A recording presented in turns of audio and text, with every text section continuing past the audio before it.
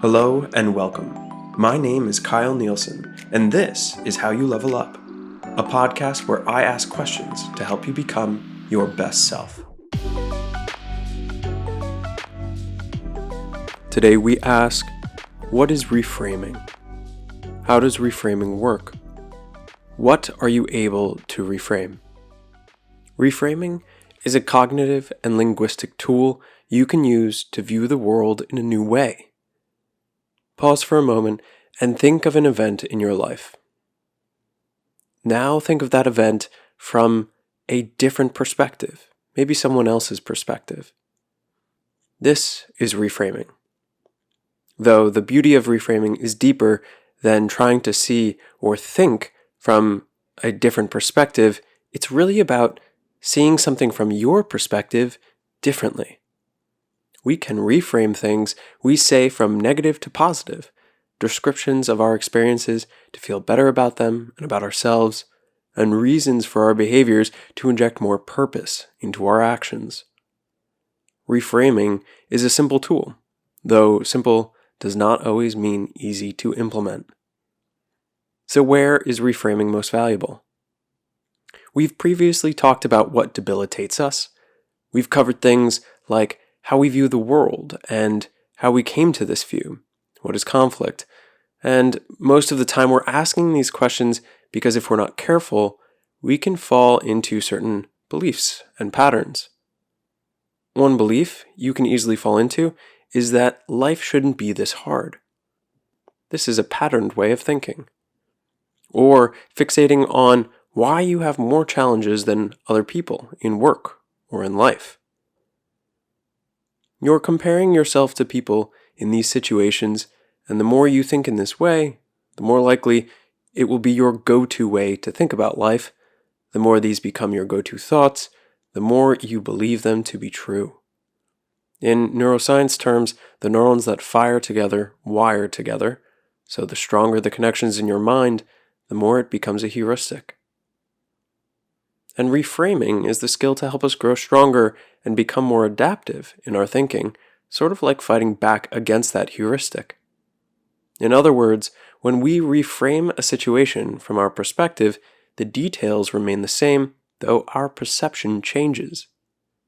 For example, if you change your perspective on problems and begin to view them as challenges or objectives to be completed, your outlook and chances for success scientifically improve. If you choose to view hardships in your life as valuable lessons, then everything becomes an opportunity waiting for us to take it up. There are lots of things you can reframe. And again, all you're doing is taking the same picture and putting it into a new frame, a new box. Some examples of reframing are thinking you failed turns into learning a lesson. Being stuck with something becomes needing to explore new angles. Being embarrassed becomes tuning into hyper-awareness. When you've been rejected, it becomes someone misunderstood you, doesn't need your services right now, or there's a better opportunity for you elsewhere. If you're lost, well, now you're searching. If you're sick, that's actually your body cleansing itself. If you think you're stupid, this is actually just you not seeing the proper resources that you have available. Hitting rock bottom is your setback on a hero's journey. Seeing someone furious about something is actually them being passionate. Reframing helps us turn lemons into lemonade, so to speak. It allows us to use whatever life throws our way as an opportunity instead of seeing it as a problem. Breakdowns become challenges that give us a chance to experience life more fully and help us grow as individuals. After all, difficult challenges and hardships are a natural part of life. The Buddhists say that all of life is suffering. So reframing is how we can learn to trust in the cycle of life's hardships.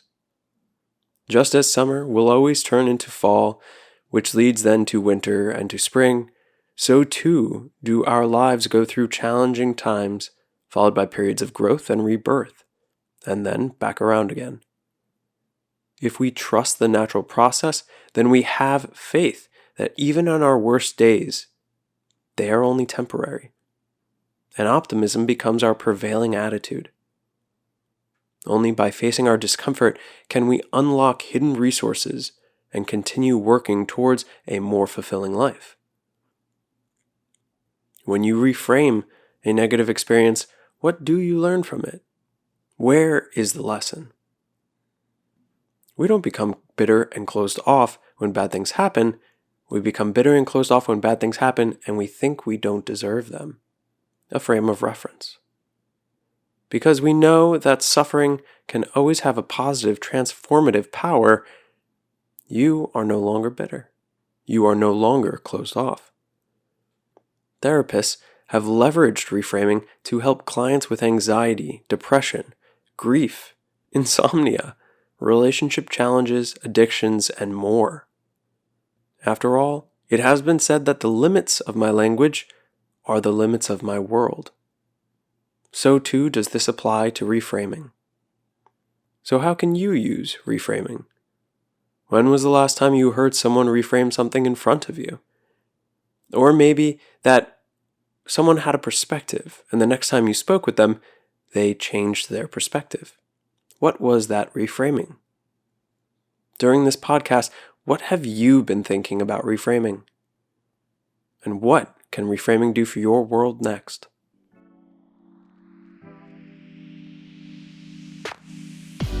Thank you for listening to another episode.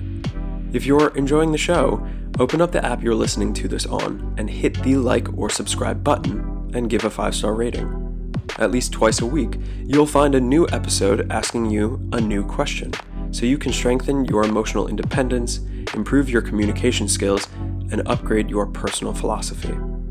So if there's a question you'd like me to dive into next, send it to any of these social media accounts connected in the show notes here. This is all about how you level up.